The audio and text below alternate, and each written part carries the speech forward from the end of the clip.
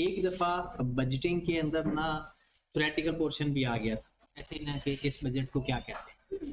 ठीक है, मेन फिलहाल हम पढ़ने लगे हैं जो सवाल पेपर में आते हैं ना, एक तो आ जाता है एसओपीएल का बजट जो कि आ चुका है, दोबारा भी आ सकता है, ज्यादा चांसेस कैश बजट।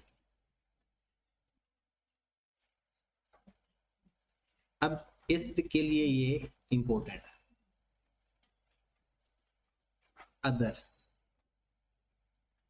अदर्स में क्या होता है जी, वो कॉस्ट ऑफ सेल का बजट पूछ सकता है। बजटिंग एक प्रेशर है, असल में क्या है, एसओपीएल बनाना, कैश बुक बनाना, कैश इनफ्लो और आउटफ्लो लिखना। या कॉस्ट ऑफ सेल का बजट क्या है, cost of sale. Cost of sale का बजट होता है कि जनाब आपने opening stock plus purchases minus closing stock लिखा। इसके अलावा सिर्फ परचेजेस का बजट आ सकता है, सिर्फ किसी ऑपरेटिंग एक्सपेंस का बजट आ सकता है। ठीक है, ज्यादातर अब यानी ये दो बजट ही आए हुए हैं पेपर। हाँ, एक दफा ऐसा हुआ कि उसने डेफिनेशन भी दे दी साथ, एक एक दो दो चार एक नंबर की डेफिनेशन, वो आखिरी पेज गिवन है, वो उसी से ही आपने देख लेनी है, वो मैं एक दफा आपको रीड आउट भी करवा दूँ। तो हम भी फिर इस अटेम्प्ट के लिए कैश बजट इंपॉर्टेंट है, तो हम भी फिर कैश बजट को पहले देखते हैं और फिर एसओपीएल को भी देखना तो जरूरी है। अब कैश बजट का पेपर में सवाल तीन तरह से आपको आ सकता है। एक, वो आपसे कहेगा कि मंथली बजट बनाए, एक वो आपसे कहेगा क्वार्टरली बनाए, और एक कहेगा कलेक्टिवली बनाए। अगर वो कह देता ना कलेक्टिवली, इसका मतलब है हमने सबका एंड पे वो कहता ना 4 महीनों का एक कॉलम बनाए, एक पूरे क्वार्टर का बनाए, हर महीने का बनाए तो हर महीने का बनाएंगे। क्वार्टरली से मुराद क्या होता है, क्वार्टर 1, क्वार्टर 2, क्वार्टर 3। और कलेक्टिवली का क्या मतलब होता है, पूरे क्वार्टर का, पूरे साल का, 6 महीनों का, 9 मंथ का, लेकिन एक सिर्फ एक कॉलम। इसमें हर महीने का कॉलम होगा, इसमें हर क्वार्टर का कॉलम होगा, इसमें एक कॉलम होगा जिसका वो कहेगा। तो cash budget basically cash book को कहते हैं। मतलब इनफ्लो जो कैश आपके पास आया, आउटफ्लो जो कैश आपने दिया। इसी तरह एसओपीएल का जब बजट बनाएंगे उस वक्त हम देखते हैं अकरेंस बेसिस के ऊपर, यानी income and expenses are recorded when they occur, not on the basis of cash received or paid. लेकिन कैश बजट तो कैश को देखा जाएगा।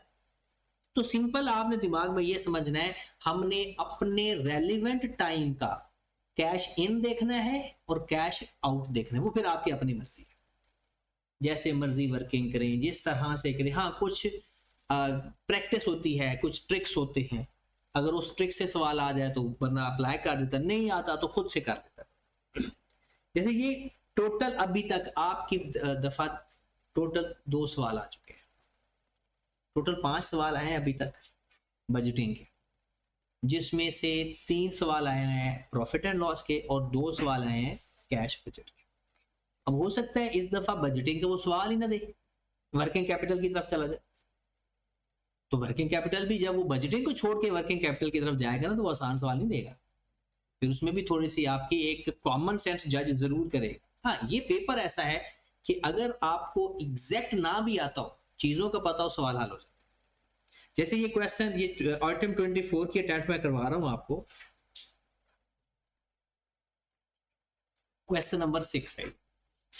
अब देखिए उसने कहा है कि जनाब compute the budget net cash flow या outflow for the 9 month ending 30th June 25, a month wise या quarter wise working is not required. लो जी, कहते हैं आपको मंथ वाइज करने की जरूरत नहीं है, क्वार्टर वाइज भी करने की जरूरत नहीं है। इसका मतलब है पूरे 9 मंथ का हमने बजटेड बना। एक और नोट लिखा हुआ है, सवाल करते वक्त एडिशनल इंफॉर्मेशन या नोट पहले पढ़ते हैं, फिर सवाल आपको समझ आता है। All transaction would occur evenly throughout the period unless otherwise specified. Assume 30 days in a month. ये बात भी हो गई क्लियर। चले अब सवाल की तरफ चले जाते हैं हम। वो कहता है कि जनाब Wasi limited engage in the production of sale of a wide range of consumer goods is scheduled to commence commercial production of its new product Sisal on 1st October 2024. In this respect, a cash budget for the 9 month is currently being prepared and the following information has been gathered. उसने cost per unit के बारे में बता दिया कि direct material चाहिए 2 kg एक unit के लिए, पर यूनिट है, एट द रेट ऑफ 270 पर kg inclusive of normal loss. और आपको पता है कॉस्ट के अंदर नॉर्मल लॉस रहता है, हम नॉर्मल लॉस अलग नहीं करते, अब नॉर्मल लॉस अलग करते होते हैं, नॉर्मल लॉस अलग नहीं करते। Direct material B 1.5 kg at the rate of 150 per kg inclusive of normal loss. Direct labour skilled 2 hours लगते हैं 500 रुपए के हिसाब से, और अनस्किल्ड 3 घंटे लगते हैं 300 रुपए के हिसाब से। वेरिएबल फैक्ट्री ओवरहेड 200 रुपए पर डायरेक्ट लेबर आवर्स, और फिक्स्ड फैक्ट्री ओवरहेड है हमारे पास 16 मिलियन पर एनम, और इंक्लूसिव ऑफ 2.5 मिलियन डेप्रिसिएशन। अब डेप्रिसिएशन देखिए हमारे एक्सपेंसेस में तो आती है लेकिन कैश बजट के अंदर नहीं आती। डायरेक्ट मटेरियल इज परचेज, यहां पर आप देखें ये सारी चीजें आपको गिवन है। Direct material is purchased at the start of every quarter. Purchase कब कर रहे हैं? Start of every quarter based on the budgeted requirement for the quarter. Material is purchase from supplier GT limited which offers 4 month credit period.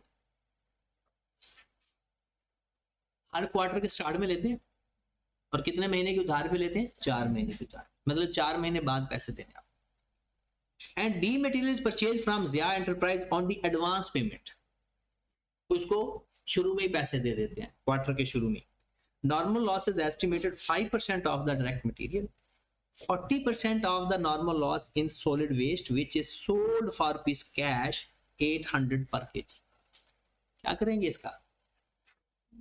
5% आपका normal loss है और 40% normal loss 800 रुपए पर KG के हिसाब से बिक जाएगा।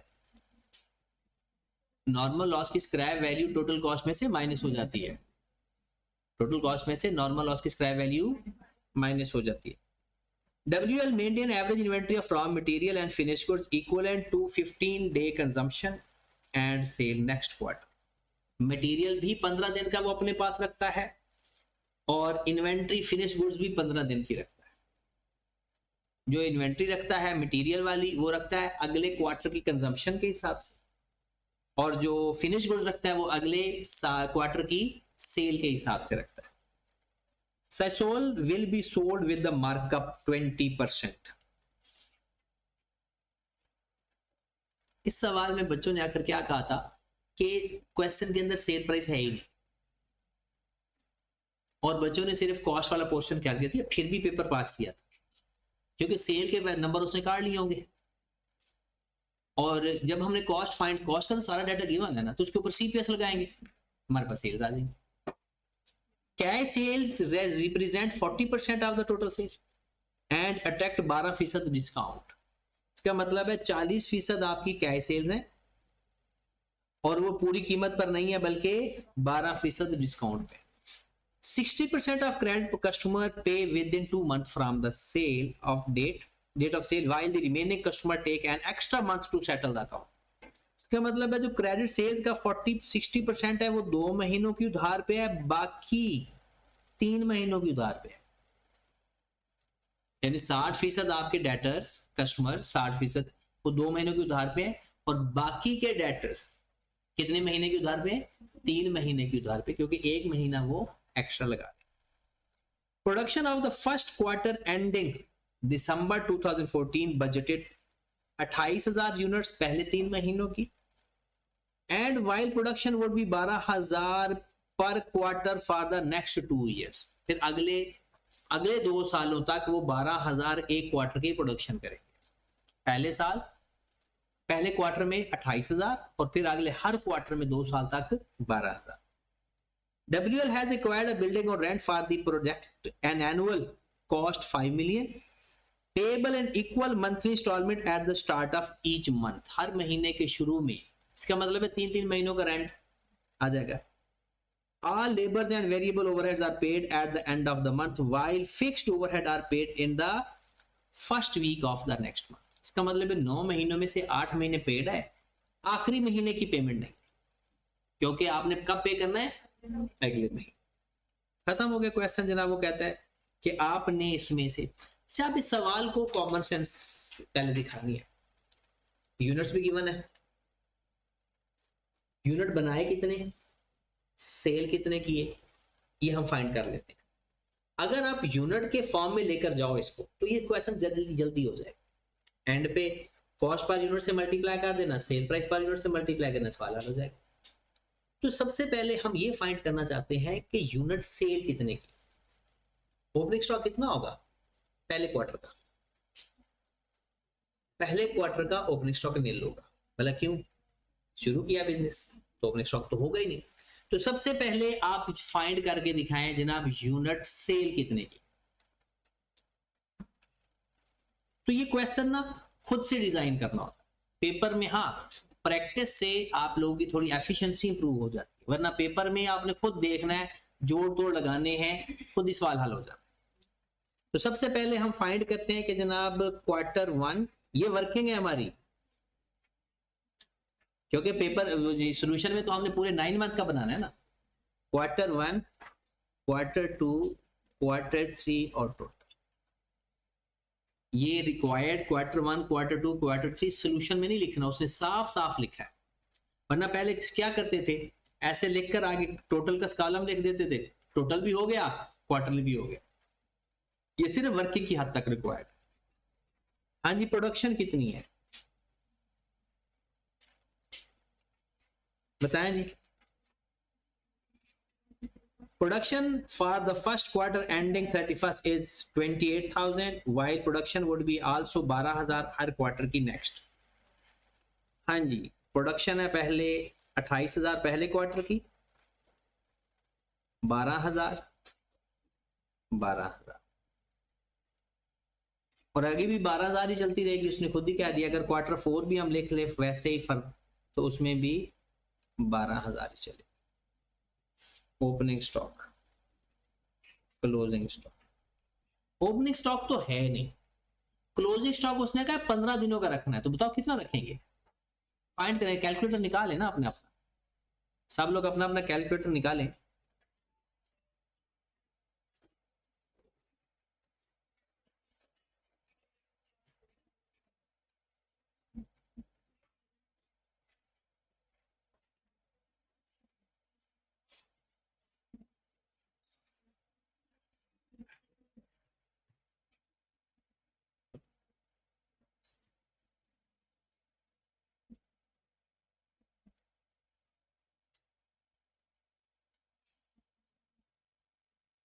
हाँ जी, कितना कितना ऊंचा बोले,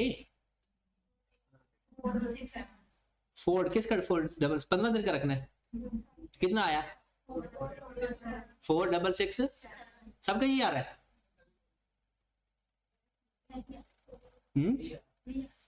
कितना 12,000 है ना एक क्वार्टर में, अगले की कंजम्पशन का रखना है ना अपने पास, 2,000 आ रहा है।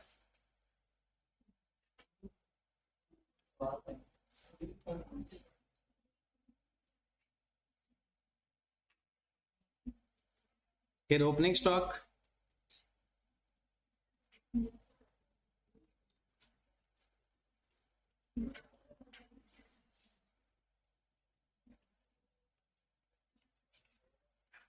एंड यूनिट सोल्ड 26,000, 12,000, 12, बात पता चली। 2,000 पता चल के कैसे आए, तो आप कैसे निकाल रहे थे, अच्छा हाँ जी, ये यूनिट हमारे पास आ गया जितने यूनिट हमने सेल किए।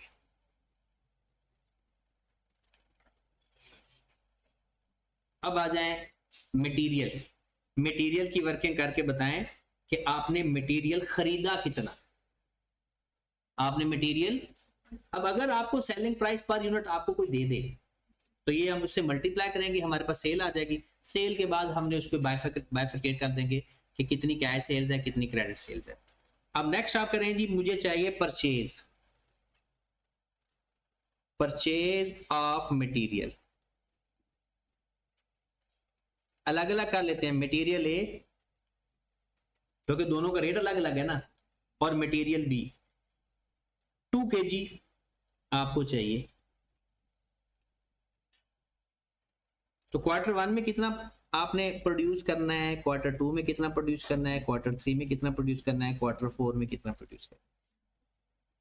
हाँ जी, रॉ मटेरियल जब आपने 28,000 यूनिट बनाने हैं और एक यूनिट बनाने के लिए कितने केजी चाहिए, 2 kg, तो कितना रॉ मटेरियल रिक्वायर्ड होगा, 56,000। अगले क्वार्टर में आपने 12,000 बनाने हैं तो 24,000, फिर 24,000 और यहां पर भी 24,000। ओपनिंग स्टॉक वो क्या कह रहा है, 15 दिनों का स्टॉक आपने अपने पास रखना है। और क्लोजिंग स्टॉक वो ऊपर वाला था फिनिश्ड गुड्स का, और ये वाला कौन सा आ रहा है, रॉ मटेरियल का। तो ओपनिंग स्टॉक तो होगा नहीं, क्लोजिंग स्टॉक कितना होगा, 15 दिनों का रखना है, 4। ये पिछले साल का जो क्लोजिंग स्टॉक है वो अगले साल का, सॉरी ओपनिंग स्टॉक करना होता है प्लस, क्लोजिंग स्टॉक करना है माइनस। ये सबका 4,000 इसलिए आ रहा है क्योंकि क्वार्टरली फिक्स्ड है। 52,000 kg, 24,000 kg, 24,000। जल्दी से मटेरियल बी का भी फाइंड करके दे दें। मटेरियल बी में हमें कितने केजी खरीदने हैं, ये परचेज आ गया।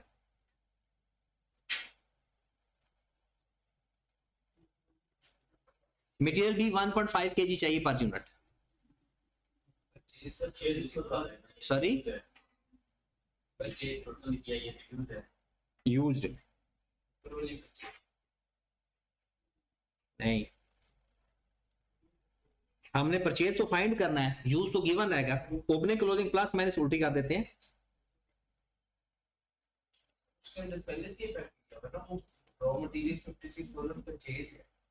देखिए आपको 28,000 यूनिट बनाने हैं, 28,000 यूनिट के लिए 2 kg चाहिए, तो इस्तेमाल कितना होगा रॉ मटेरियल, 56,000। और आपने 4,000 अपने पास क्लोजिंग स्टॉक भी रखना है, तो खरीदना कितना है, ये माइनस करेंगे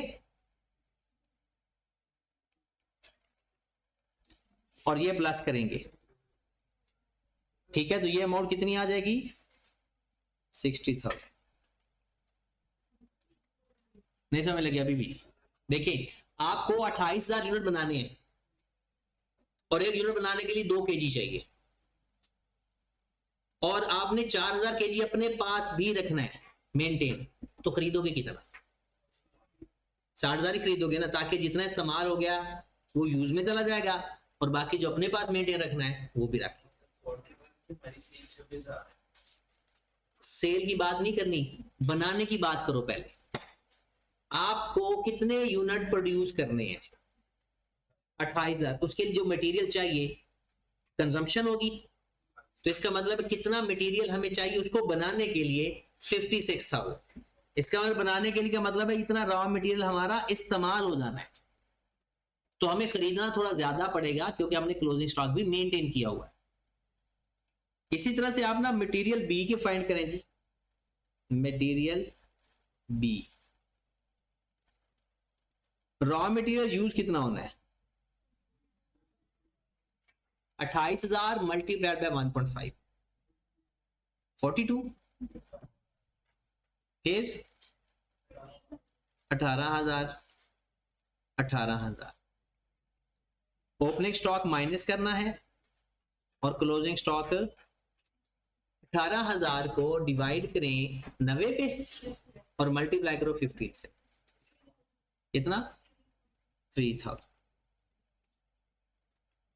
इधर 3,000 माइनस हो जाएगा, इधर 3,000 प्लस, इधर 3,000 माइनस हो जाएगा, इधर 3000 प्लस। रॉ मटेरियल बी आपने कितना परचेज किया? 45,000, 18,000, 18।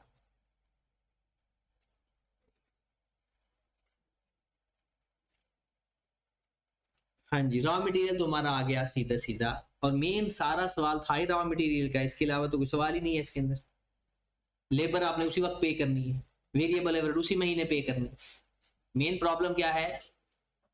सिर्फ रॉ मटेरियल, उसकी पेमेंट और उसकी यानी उसको सेल करके रिसीट।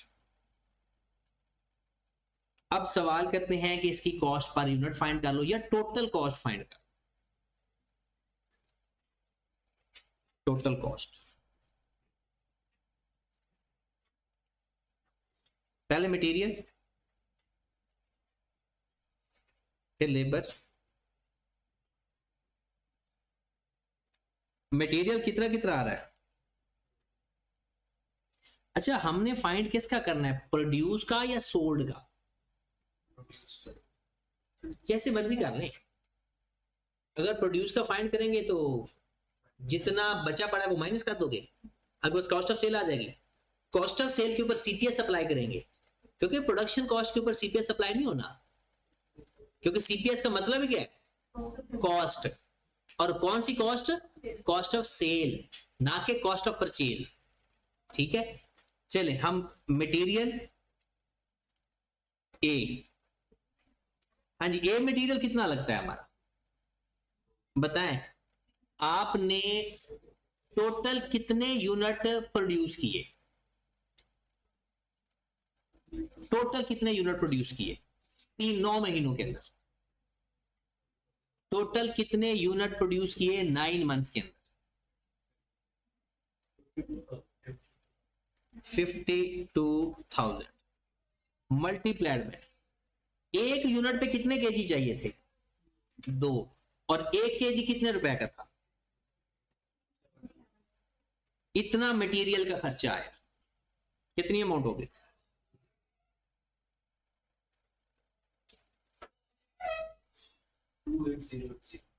2808 000 ये इतना ही आ रहा है।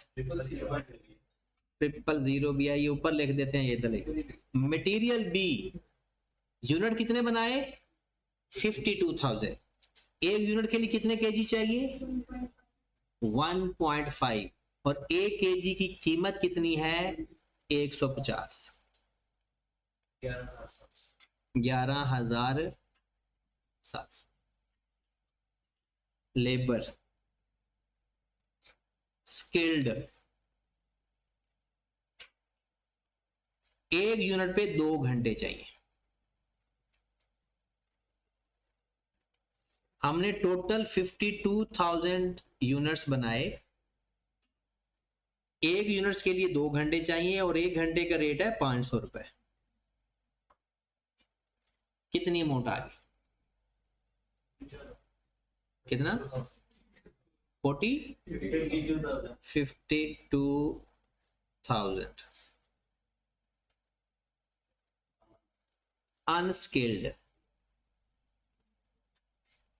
52,000 एक बंदा 3 घंटे काम कर रहा है, और पैसे कितने हम दे रहे हैं उसको 1 घंटे के? 300 रुपए। 2646,800।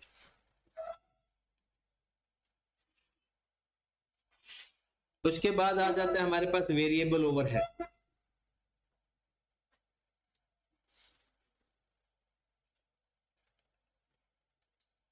वो कहते हैं 200 पर डायरेक्ट लेबर आवर्स, 200 रुपए पर डायरेक्ट लेबर आवर्स। अब लेबर आवर्स लग रहे हैं,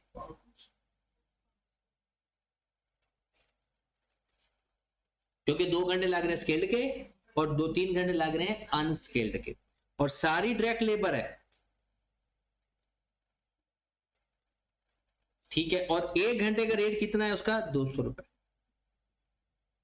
तो 52,000 मल्टीप्लाई बाय 5 मल्टीप्लाई बाय 2, कितना? 52,000। ठीक होगी बात। उसके बाद fixed overhead,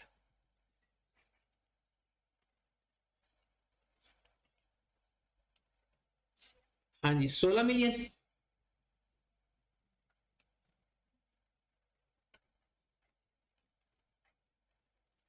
multiplied by 9/12, 9 month की प्रोडक्शन है ना, तो 16 मिलियन तो पूरे साल के हैं।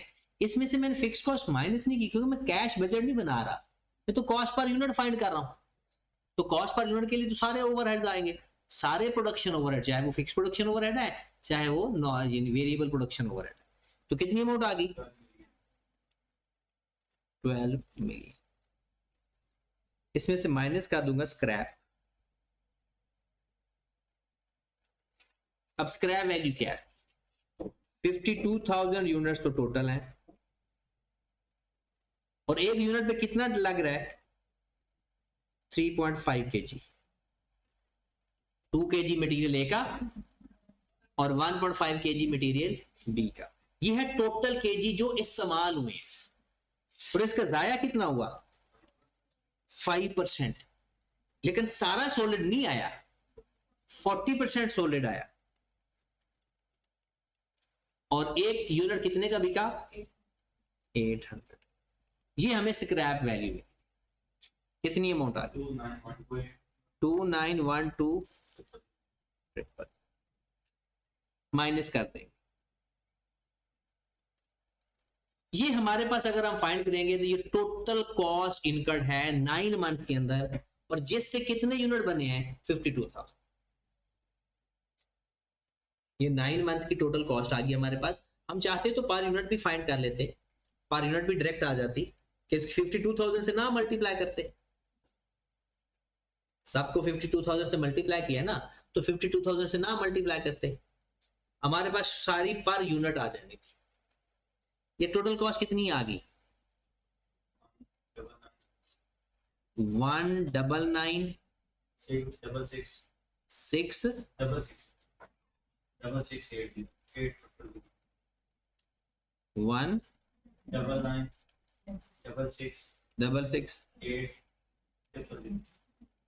और अगर इसको 52,000 पे डिवाइड करेंगे तो पर यूनिट आ जाएगी, और अगर शुरू में 52,000 से मल्टीप्लाई ना करते तो हमारे पास सिंपल पर यूनिट फिर भी आ जाती। ये हमें पर यूनिट कॉस्ट इतनी पड़ रही है, तो पर यूनिट कितनी आ गई डिवाइडेड बाय 52,000 पर यूनिट कॉस्ट कितनी 3840 cell price per unit.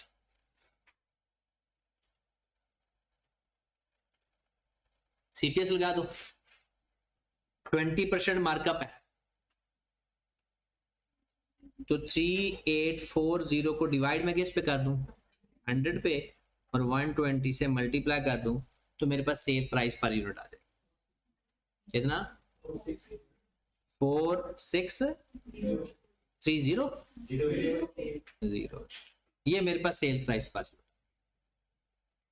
Cost per unit भी आ गई, सेल प्राइस पर यूनिट भी आ गई। अब हमें तो कैश बजट चाहिए। अब सवाल आपका समझो हो गया, मेन ये एक वर्किंग थी छोटी सी। इसके बाद हमने करना क्या है, सिंपल सबसे पहले आए कैश फ्रॉम कस्टमर कर लें। 26,000 यूनिट बिके हैं आपके Q1 के अंदर, कीमत का पता चल गया है। उसके बाद इसमें से उसने कहा 9 मंथ का इकट्ठा बनाना है, तो कॉमन सेंस अप्लाई करनी है। इस 26,000 यूनिट में 20 जितने भी कैश है उसी महीने मिल जाएंगे, मतलब उसी क्वार्टर में मिल गए, और बाकी हमने 4 महीने की उधार पे बेचे हैं तो 9 मंथ के अंदर अंदर मिल जाएंगे। इसका मतलब है इस 26,000 यूनिट के जो हमें पैसे मिलने हैं वो सारे के सारे 9 मंथ के अंदर अंदर मिल जाएंगे। जब ये 12,000 बेचेंगे, ये हमने बेचे जनवरी के अंदर, क्योंकि हमारा जो क्वार्टर चल रहा है ना वो 1 अक्टूबर से स्टार्ट हुआ है और गया कहां तक है 30 जून 2025 तक, ठीक है। तो मेन 9 मंथ ही काउंट कर लें आप। ये हमने ये समझो कि आपने बेचा फर्स्ट को, ये बेचा फोर्थ को, क्योंकि पहला ये एक क्वार्टर है, ये दूसरा क्वार्टर है, ये तीसरा क्वार्टर। आपने इसमें से जिस महीने भी बेचा होगा ना, पैसे आपको 9 मंथ के अंदर अंदर मिल गए। सेल्स का भी मिल गया है, कॉस्ट ऑफ सेल्स यानी जो करंट ईयर की सेल है वो उसके भी मिल गए, और जो उधार पे बेचे हैं वो भी मिल गए।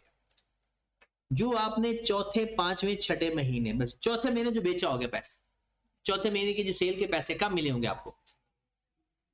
मिल गए होंगे विद इन 9 मंथ। पांचवें महीने की सेल के वो भी मिल गए होंगे। छठे महीने की सेल के, छठे महीने की सेल 4 महीने पूरे करने हैं, हैं? 2 महीने और 3 महीने, 2 और 3। अच्छा, हाँ हाँ, सेल के वो परचेज के 4 महीने हैं, सेल के हमारे पास है 2 और 3। ओके, अच्छा 2 महीने वाले भी मिल गए होंगे, 3 महीने वाले भी मिल गए होंगे, ठीक है ना। अब जो चौथे महीने सेल की होगी, 2 महीने वाले तो उसी क्वार्टर में मिल गए होंगे, और 3 महीने वाले भी अगले क्वार्टर में मिल गए होंगे। चौथे महीने, जो पांचवें महीने आपने सेल की है, वो छठे सातवें में मिल गए होंगे, और छठे सातवां आठवें में मिल गए। ये तो 6 मंथ में सेल की होगी, ये कब कब मिले होंगे? आठवें, नौ, सातवें में, आठवें में, और मैक्सिमम 9वें। अब आ जाओ यहां पे, ये जो सातवें महीने आपने सेल्स की हो, 2 महीने वाले पैसे कब मिले होंगे? वो मिल गए होंगे। 3 महीने वाले नहीं मिले होंगे, क्योंकि वो कब मिलेंगे आपको? 10वें महीने। 8वें महीने वाली सेल और 9वें महीने वाली सेल, ये पैसे अभी तक आपको नहीं मिले। इसका मतलब ये है, ये तो आपको कोई भी नहीं मिले। 2 महीने की सेल के पैसे पूरे के पूरे नहीं मिले, और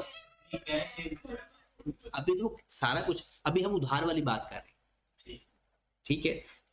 इस 7वें महीने के ऊपर क्रिटिकल पॉइंट आ गया, इसमें सारी क्रेडिट सेल्स के पैसे कुछ मिल गए और कुछ नहीं मिले। इसका मतलब जब हम कैश लिखते हैं ना, जरा कैश लिखने का बड़ा आसान तरीका कर लेते हैं। सेल्स या कैश फ्रॉम, ऊपर लिखेंगे इनफ्लो, कैश फ्रॉम कस्टमर। सबसे पहले आपके पास 26,000, उसके सारे पैसे आपको मिल गए।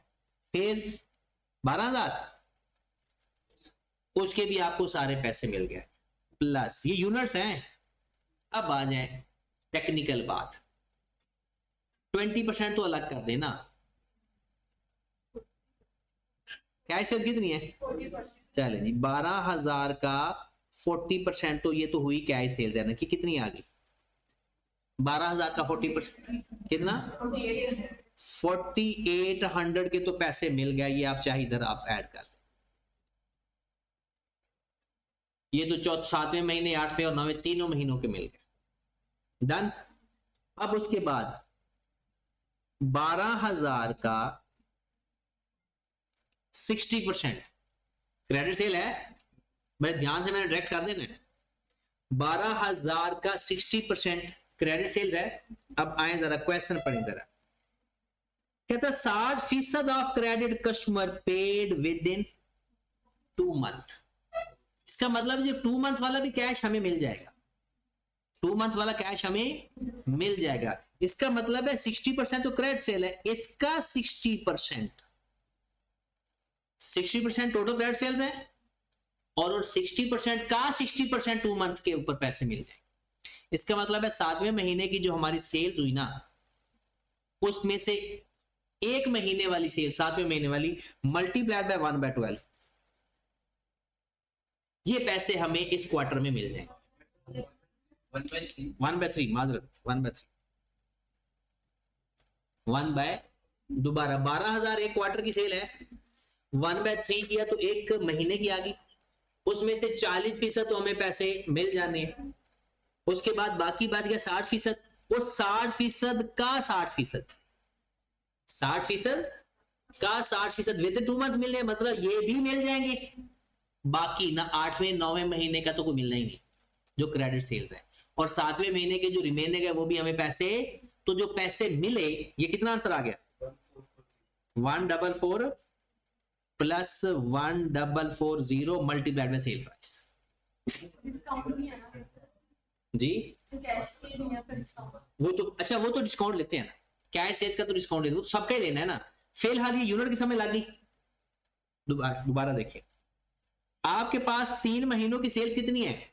12,000। ये है 3 महीनों की। इसमें से 40% सेल जो है वो कैश सेल्स है। इसका मतलब है 4800 यूनिट हो गई कैश सेल्स, बाकी बच गई 60%।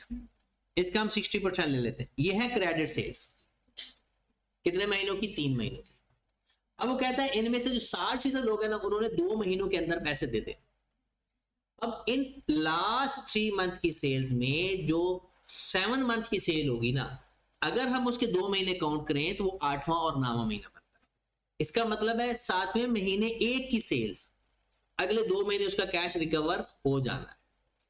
ठीक है, इसका मतलब हम 7वें महीने की अगर 1 महीने की सेल्स फाइंड करना चाहें क्रेडिट, तो किससे मल्टीप्लाई करेंगे? क्योंकि 12,000 तो 3 महीनों की है। ठीक है, अब ये आ जाएगी 1 महीने की क्रेडिट सेल्स। इसमें से 60% लोगों ने 2 महीनों में देने हैं, बाकी 3 महीने वाले। तो इसका मतलब है जो 60% होंगे वो होंगे 2। ठीक है, इसमें से हमने क्या किया, ये आ गया हमारे पास 1440। ओके की बात। अब सब में से कैश सेल्स का रेट और है, क्रेडिट सेल्स का रेट और है। इसमें से भी 40% अलग कर लो फिर। 26,000 का 40% कितना आएगा? 26,000 का 40% क्रेडिट सेल्स 10,000। ये तो कैश सेल्स हुई ना, कैश सेल्स। और 12,000 का लो जरा, 4,800 4,800 मल्टीप्लाइड बाय कितनी सेल प्राइस फाइंड की थी? 46 मल्टीप्लाइड बाय 88%। क्या हुआ? 4,400 प्लस 4,800। हाँ प्लस है। ये बात क्लियर हुई? हमारे 26,000 यूनिट सेल हुए थे टोटल, 12,000 हुए, उन पर कीमत थी 88%, क्योंकि 12% डिस्काउंट देना है ना। क्रेडिट कस्टमर से क्या कितना पैसा आया? क्रेडिट कस्टमर से 26,000 का बाकी कितना बच गया? या तो उसको 60% डायरेक्ट मल्टीप्लाई कर दे या माइनस कर दे। 9,000 15,600 15,600 26,000 में से 7,200 यहां से बल कितना आएगा? 1,400 मल्टीप्लाइड बाय 4608। ये हमारा आ गया कैश इनफ्लो। क्लियर होगी बात? ये अगर पेपर में अगर आप लोग ये सवाल करना चाहो और अगर वो आपको कह दें कि जी 3 घंटे में ये सवाल करना है, तो फिर तो हो जाएगा और पूरा ठीक होगा। लेकिन वहां पर टाइम कम होता है, उस कम टाइम को कैसे यूटिलाइज करना है फिर वो आपकी है प्रैक्टिस। कम अज कम मैं कहता हूं, क्योंकि कैश बजट का सवाल आने के फुल चांसेस है, और मैं कहता हूं कि आपके पास कम अज कम अपने हाथ से 8 क्वेश्चन प्रैक्टिस किए हो मिनिमम, या मैक्सिमम भी चेक है 8 डिफरेंट, वो मैं आपको दे दूंगा, प्रोवाइड करूंगा। 8 डिफरेंट क्वेश्चंस आपने लाजमी प्रैक्टिस करने हैं, जिससे आपको ये आइडिया हो जाएगा कि ठीक है जनाब, जैसे ही सवाल समझ आएगा तो कुछ ना कुछ करने के लिए बंदे की कैपेसिटी होती। ठीक है, ये अमाउंट अगर बताने है तो बता दो, वरना डायरेक्ट लिखनी है तो लिख। ऊपर वाला 81100 और ये नीचे वाले से 111 697 92।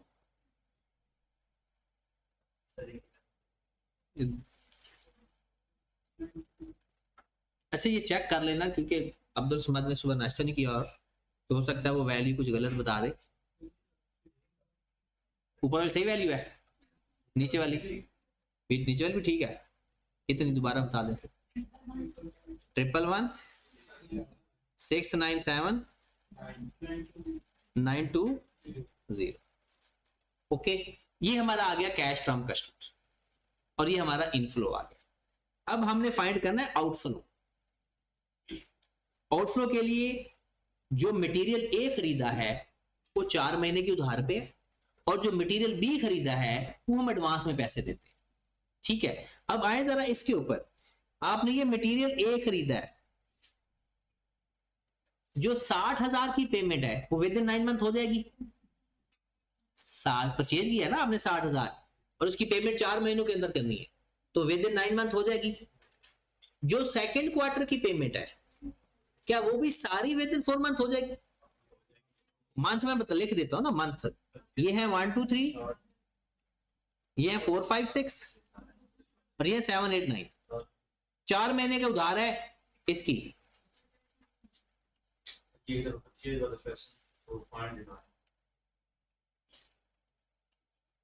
कहता है direct material purchased at the start of each quarter based on the budgeted requirement for that quarter, material A is purchased from supplier GT which offer 4 month credit period. और जो बी है is purchase from Zia enterprise and advance payment, मतलब वो quarter के शुरू में payment कर देनी है और वो क्वार्टर के एंड पे पेमेंट करनी है। तो इसकी पेमेंट तो विद इन 9 मंथ होगी, चौथे महीने और 5वें महीने की भी पेमेंट विद इन 9 मंथ होगी, लेकिन छठे महीने की पेमेंट क्या 9 मंथ के अंदर हुई है नहीं? जो छठे महीने में खरीदा होगा 7वां 8वां 9वां और जी क्वार्टर के स्टार्ट में खरीदा है जो उसने उस क्वार्टर में यूज करना है, ठीक है, परचेज उसकी उस फ्रंट पे हो गई ना। देखें मैं वही कह, चलो पहले महीने की परचेज काउंट करो ऐसे ही, ठीक है, हाँ, क्योंकि उसने पूरे क्वार्टर की अगर खरीदता है या इनवली थ्रू आउट द खरीद, direct material purchase eight the start of every quarter, eight the start of every quarter, तो ये सारी के सारे पैसे कब पे कर देगा? With in 9 month. ये भी सारे के सारे पैसे कब पे कर देगा? Start of the each quarter. मतलब यहां पर उसने खरीदा ना चौथे महीने, तो 4 महीने उसके गुजरेंगे, अगले क्वार्टर के अंदर 9 मंथ के अंदर पेमेंट कर देगा। जब यहां से पेमेंट खरीदेगा, इसकी पेमेंट अभी नहीं कर, क्योंकि 7वें महीने उसने खरीदा, 9 मंथ लैप्स कर जाएगा। तो हमारे कैश फ्लो के अंदर कितनी पेमेंट आई? 60,000 प्लस 24,000 मल्टीप्लाइड बाय उसका rate, 60,000 plus 24,000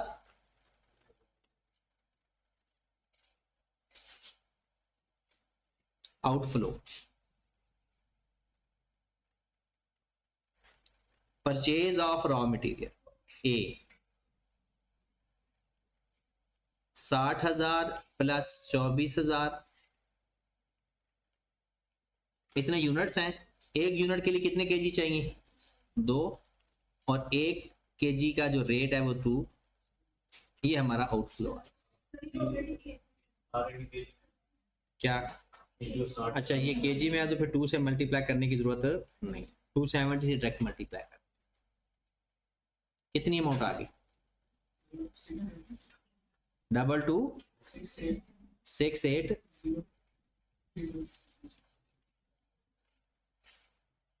purchase of B के तो सारे पैसे मैंने दे दिए, तो बी की रिक्वायरमेंट कितनी थी?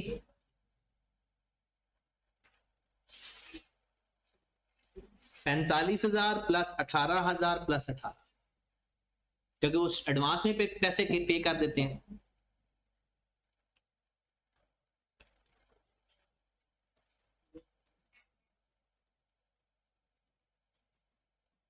पैंतालीस हजार plus 18,000 plus 18,000 multiplied by 12150 labour, labour के बारे में उसने एक सवाल आपका समझो अब खत्म हो गया। सवाल पेपर में टेक्निकल तरीके से करना है, पेपर में जिस चीज की वर्किंग ज्यादा हो उसको एंड पे ले जाओ। अब देखना, लेबर फॉरन हो जाएगा, वेरिएबल ओवरहेड फॉरन हो जाएगा, फिक्स्ड ओवरहेड फॉरन हो जाएगा। देखिए लेबर कितनी चाहिए, आपने 52,000 यूनिट्स बनाए, ठीक है, और दोनों का रेट अलग अलग है ना, स्केल्ड का अलग है और अनस्केल्ड का। 52,000 के लिए वो गिवन भी है, उधर से डायरेक्ट देखकर लिख लो। इसका 2 घंटे लगते हैं और 1 घंटे का रेट कितना है 5, डायरेक्ट आ गया। कितना 52 मिलियन, अनस्केल्ड में 52,000 multiplied by 3 multiplied by 300, 468 variable overhead. वो वहां से देखकर भी आप लिख सकते हो 52,000 मल्टीप्लाइड बाय 5 मल्टीप्लाइड बाय 200। 5 का पता है ना, वो फिक्स का निकलेगा। उसने कहा वेरिएबल ओवरहेड, और ये पढ़ लेते हैं, all labour and variable overhead are paid at the end of the month while fixed factory overhead are paid in the first week of the next month। And कितनी अमाउंट आ जाएगी 50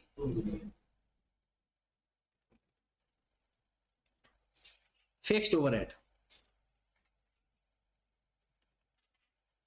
16 million minus depreciation कितनी है उसमें 2.5 million. ये क्यों minus किया, क्योंकि ये नॉन कैश है, मल्टीप्लाइड बाय 8/12। साल के थे ना, तो हमने तो 8 महीनों के लेने हैं, लेने 9 महीनों के हैं, लेकिन 9 मंथ का अभी पेड नहीं। कितना आ गया 9 मिलियन। एक चीज रहेगी, बताओ क्या रहेगी, कैश फ्लो के हिसाब से एक चीज रहेगी। क्या हुआ, हाँ वे तो ज्यादा चीज रहती है, रेंट। आपने हर महीने पे करते हो, तो 5 महीनों को 12 पे डिवाइड कर दो और multiply by 9/12। Rent 5 million multiplied by 9/12 कितना आ गया 3750। एक चीज और रह गई, स्क्रैप सेल्स, क्योंकि कैश फ्लो तो वो भी है, वो इनफ्लो में आ जाएगा, वो ऊपर आ जाएगा पेपर, यहां पर cash inflow, scrap sales. Scrap sale से पैसे जब वहां से देकर लिख लो, कितना फाइंड किया था 291,2। ये आपका इनफ्लो। अच्छा, ये सारे ब्रैकेट लिखने की जरूरत नहीं है, आउटफ्लो की हेडिंग देकर सारे लिख लो, जब एंड पे प्लस करे हो ना, इसका टोटल नेगेटिव लिखकर माइनस कर देना, तो नेट कैश फ्लो आपके पास आ जाएगा। Net cash flow, budgeted cash जी। लास्ट क्वार्टर का तो मंथ वाइज कुछ नहीं, किसका सेल जो है हाँ लास्ट क्वार्टर की मंथ वाइज एक बार थोड़ा ठीक है। सेल्स के बारे में उसने कहा जी, cash sales represent 40% of the total sale, attract the 12% discount, 60% of the customer pay, और while the remaining customer an extra months to settle this. उसने कहीं ये नहीं लिखा। और सेल्स आपको पता है evenly through out the year होती है, ये evenly through out the month होती है। अब देखिए जरा, हमारे पास ये सेल्स का डाटा है 26,000, 12,000 और 12,000।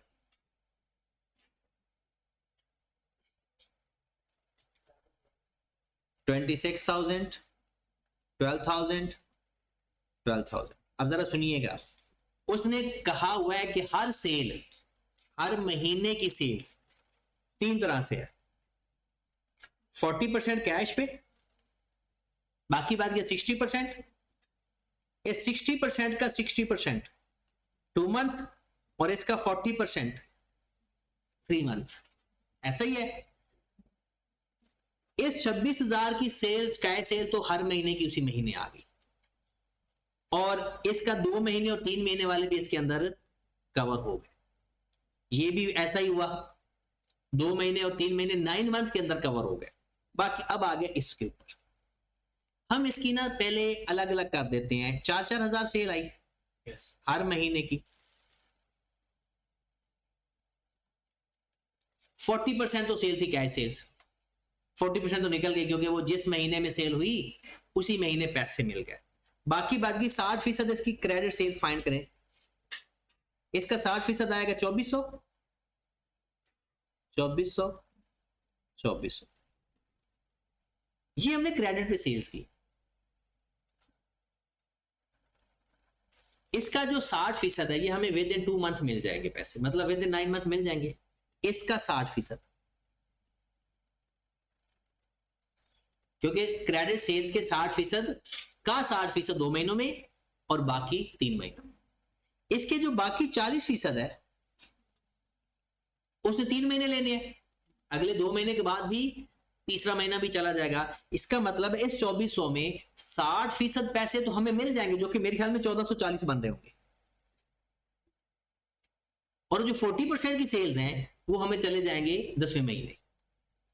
इसने एक नीचे बात किया और ट्रांजैक्शन अगर इवनली थ्रू हो, हाँ इसमें मैं ये पूछना चाह रहा हूँ कि ऑल ट्रांजैक्शन इवनली अकर हो रही है ना? हाँ, जो इस मंथ के पहले 15 दिन है वो भी तो ऑलमोस्ट कवर हो जाएंगे ना 2 मंथ में, इनका हो जाएगा वो बता। हाँ, उसमें अगर आपने लेकर जाना है ना तो फिर सवाल आपका कॉम्प्लिकेटेड हो जाएगा।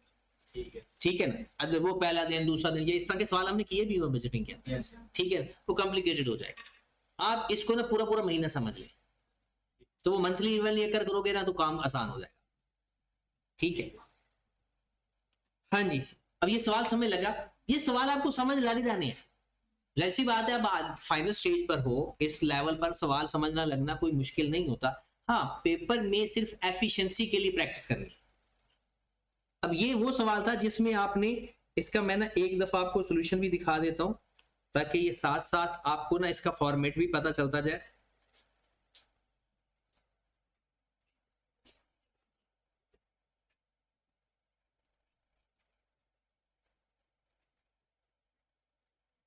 ये अटेम्प्ट कौन सी थी?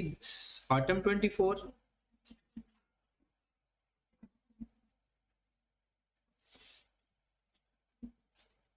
क्वेश्चन नंबर ये देखें, इनफ्लो,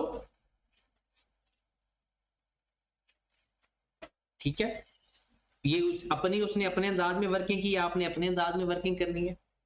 फिर आउटफ्लो में material A, material B, skilled labour, unskilled labour, variable over, fixed overhead और फिर रेंट। ठीक है, और ये आपके पास आ गया नेट कैश आउटफ्लो आ रहा है। ठीक है, वर्किंग में भी अगर आप देखें तो वर्किंग उसने आपने अपने अंदाज में करनी है, उसने अपने अंदाज में की। ठीक है, अब एक और सवाल पेपर में कैश बजट का आया हुआ है।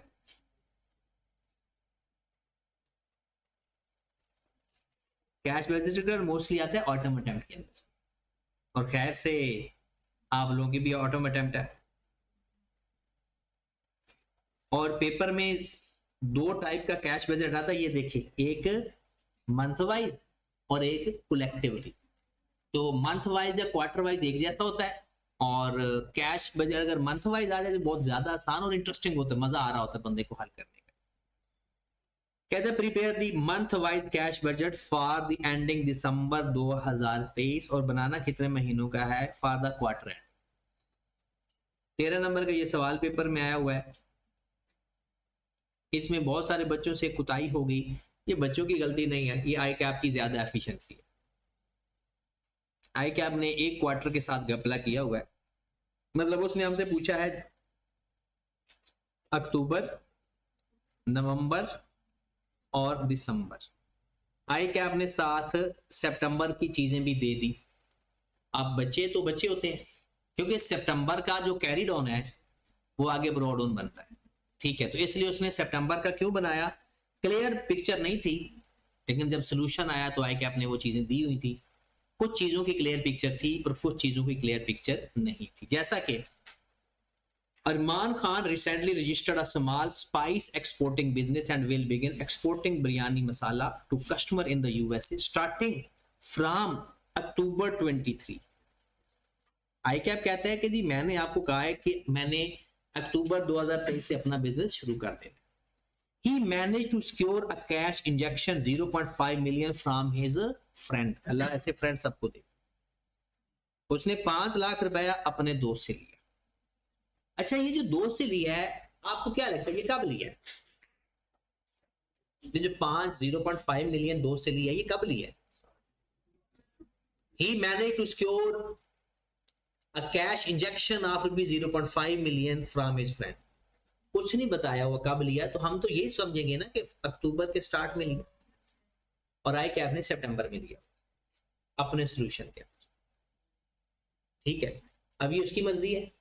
कौन वो कहता है ना कि वो किसी ने किसी से पूछा कि भाई ये जो परिंदे, किसी का नाम दिया कि ये अंडे देता है या बच्चे देता है, पता है ये परिंदा बच्चे देता है, कोई किसी ने कह दिया कोई चीज अंडे देती है, तो किसी ने पूछा जी शेर क्या करता है, वो कहता है भाई जोरदार जानवर जो मर्जी करे।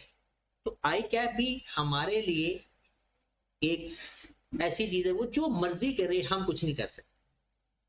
हाँ, सोल्यूशन देकर ही हम आपको समझा दलीलें दे सकते हैं, लेकिन आई कैप बेड़ा घर कर देता है सारी दलीलों का भी। और इंटरेस्टिंग बात यह है कि एक दफा मैंने मेल की, शायद मेरे पास वो मेल का जवाब भी पड़ा हुआ आई कैप का।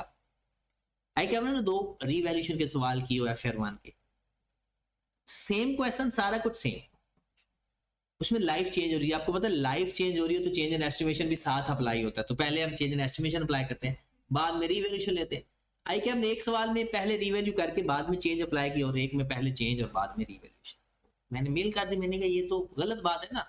वो कहते हैं भाई, उसने आगे रीजन क्या लिखी, कहता है कि जो उसने शुरू में चेंज किया था वो एक चेंज इन एस्टिमेशन।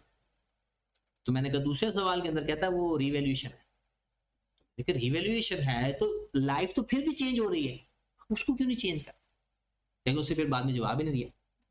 तो आई कैप का हम कुछ नहीं कर सकते, बस जवाब जब आ जाए तो मैं बता सकता हूं कि आई कैप ने ये किया है। लेकिन अगर आप लोग 5 मिलियन को अक्टूबर के स्टार्ट में लिखोगे तो मेरी तरफ से जवाब ठीक है, आई कैप की तरफ से कोई पता नहीं। He has promised to repay his loan by the end of 23. ये आपका अब आई कैप के हिसाब से करना है तो सितंबर का ये इनफ्लो हो गया, सितंबर, अक्टूबर, नवंबर और दिसंबर।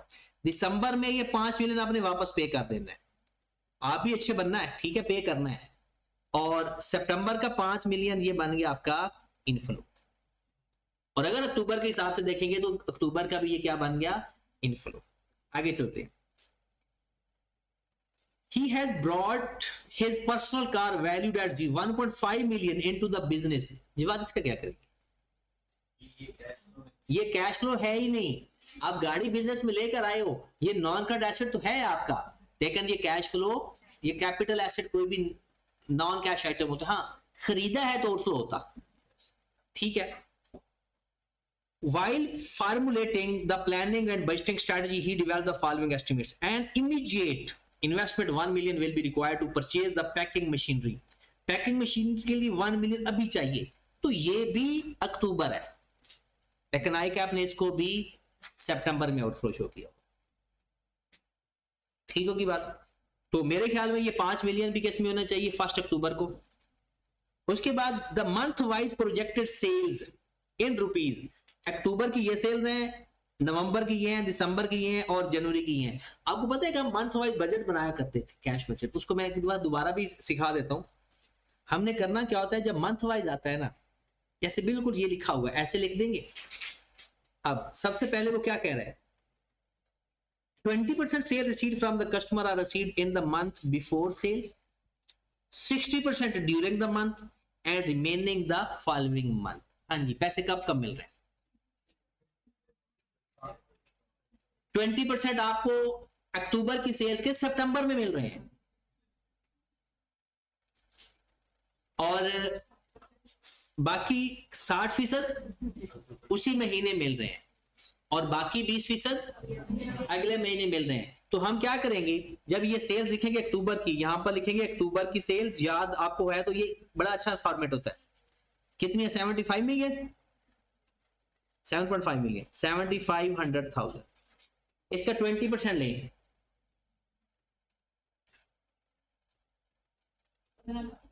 15 लाख सितंबर में, इसका 60% लें, 45 लाख। Got it? फिर क्या लिखेंगे? नवंबर की सेल्स। ये याद है फॉर्मेट? नवंबर की सेल्स है 10,500। अब इसके जो 20% है ये कब मिलेगा? अक्टूबर में। 20% यहां पर लिख देंगे, 60% यहां पर लिख देंगे और 20% यहां पर लिख देंगे। फिर हमारे पास दिसंबर की सेल्स है 13,500। दिसंबर 13,500 दिसंबर है, तो 20% यहां पे, 60% यहां पे और आगे। और अक्सर स्टूडेंट्स ने कहा है कि जनाब जनवरी की सेल्स का तो यहां कोई फायदा नहीं है। जनवरी की सेल्स का भी फायदा है, 15 मिलियन। क्यों बोला? क्योंकि इसका 20% हमें, ये हमारा आ जाएगा कैश फ्रॉम कस्टमर्स। ये मंथ वाइज जब भी आता है ना, ये फॉर्मेट बड़ा अच्छा बन जाता है। और ये फॉर्मेट आप उसमें भी कर सकते हो, उसमें भी किया जा सकता है। ठीक होगी बात? उसने ये एक 5 मिलियन सितंबर में लेकर गया हुआ है, 1 मिलियन की पेमेंट उसने सितंबर में लिखी हुई है। ये तो जैसे है वैसे लिखना पड़ेगा। अब आ जाए, the bank deduct 1.5% tax at source from all customer receipts. ये जो सारी रिसीट्स आएंगी ना, इसमें से जो रिसीट्स आएंगी उसमें से 1.5% फिर माइनस करके नेट रिसीट लिख देना, या सारी रिसीट लिखकर उसके तो 1.5%। और ये कब आएगा? At the time of sale या at the time of payment? Payment. जब वो कहता है कस्टमर आपको पे कर रहा है, वो पैसे 1.5% माइनस करके दे रहा है, तो हम कैश फ्रॉम कस्टमर जो लिखेंगे ना, ये टोटल फिर नहीं लिखते, 98.5% से मल्टीप्लाई करके लिखते। ये भी हो गया, ये भी हो गया। पांचवा, the timely process the spices of export, Armaan must purchase the spices a month before that expected sales. इसका मतलब है जो अक्टूबर की सेल्स के लिए चीजें चाहिए वो कब खरीद के रखोगे? पर देखिए ना, परचेज और पेमेंट का ख्याल रखना है। परचेज और पेमेंट दोनों का ख्याल रखना होता है। परचेज और चीज है, पेमेंट और चीज है। Packing material are readily available and can be purchase in the month of sales. इसका मतलब है पैकिंग मटेरियल आपको तब कब चाहिए? 1 महीना पहले। और सर पैकिंग मटेरियल नहीं, स्पाइसेस आपको 1 महीना पहले चाहिए, और पैकिंग मटेरियल जिस महीने की सेल है उसी महीने चाहिए। Further detail, sales price per carton, ये लिखा हुआ है detail regarding sales and purchase. Sale price per carton 1500, spices required per carton 1000, packing material required per carton. इसमें सारे सवाल के अंदर एक इंटरेस्टिंग चीज थी, सेल प्राइस पर यूनिट कितनी है? 1500। इसको 1500 पे डिवाइड कर दो तो क्या चीज आएगी बोला? कितने यूनिट सेल की हैं। और आपको पता है अगर ओपनिंग स्टॉक और क्लोजिंग स्टॉक ना हो तो जितने यूनिट सोल्ड होते हैं उतने ही प्रोड्यूस या परचेज होते हैं। इसको भी 1500 पे डिवाइड कर देंगे, इसको भी 1500 पे डिवाइड कर देंगे, इसको भी 1500 पे डिवाइड कर देंगे, यूनिट आ जाएंगे हमारे पास कि कितने यूनिट हमने बनाने हैं। समझ लगी? अब स्पाइसेस के लिए जितने भी यूनिट आएंगे कब खरीदने हैं? अक्टूबर की सेल के सितंबर में, नवंबर की सेल्स के अक्टूबर में, और जो पैकिंग मटेरियल का सामान है वो साथ साथ खरीदना है। पर कॉटन 400 रुपए पर केजी है, 1000 रुपए पर यूनिट पे लग जाएगा। Packing material required per cotton 40 रुपए पर फीट, 60 रुपए उसका टोटल है। 60% of spice purchase are paid in the month of purchase with the remaining amount settled in the following month. Got it? जिस पहले परचेज फाइंड कर लेंगे, परचेज का 60% पे कर देंगे उसी महीने, 40% कर देंगे। Packing material supplies are paid in the month of purchase. 2% commission is payable in the month of sale. तो सेल का 2% लेकर, अच्छा अब ये रिसीट का लेंगे या सेल का लेंगे? सेल का। और वो सेल गिवन है, जो सेल गिवन है ना उसी का 2% लेकर projected admin expenses amounting 300,000 per month for the quarter ending, the related payment is made in the month of occurrence, Arman has arranged running finance facility 3 million with the local bank at 25% markup. अच्छा करेंगे क्या, broad on जितना आएगा सारे receipts payment minus करके हमारे पास आ जाएगा बैलेंस। अगर बैलेंस आ गया ना नेगेटिव, अगर बैलेंस आ गया इसका 25% multiplied by 1/12 25% multiply by interest इसके अंदर ऐड करेंगे, बल्कि बिल माइनस हो जाएगा ना, तो ये हमारे पास क्या आ जाएगा कैरी डाउन। अगले साल का क्या होगा, ये ब्रॉड ऑन फिर कैरी डाउन, फिर अगले साल का ब्रॉड ऑन और फिर ये नेट अमाउंट आएगी। अगर आपका नेट बैलेंस नेगेटिव आ जाता है तो आपने उसके ऊपर इंटरेस्ट ऐड कर देना है, और अगर नेगेटिव बैलेंस नहीं आता तो फिर कोई इंटरेस्ट उसके ऊपर नहीं आता। बात समझ लगी, हो जाएगा ये सवाल पक्का। तो आपने कम से कम 3 क्वेश्चन कैश बजट के करने हैं कल के लिए, दोबारा यही करने हैं, ठीक है, ताकि कैश बजट के सवाल हो जाएं। कल 2 सवाल मैं आपको और दे दूं, टोटल मैं 8 सवाल आपको दूंगा। आपने कैश बजट के इसमें कोई परेशानी आती है तो आपने मुझे बताना है, उसको डिस्कस कर लेंगे, सोल्यूशन भी आपके इसके अवेलेबल है। और कल इंशाल्लाह फिर मैं आपको एसओपीएल का बजट बताऊं, ठीक है।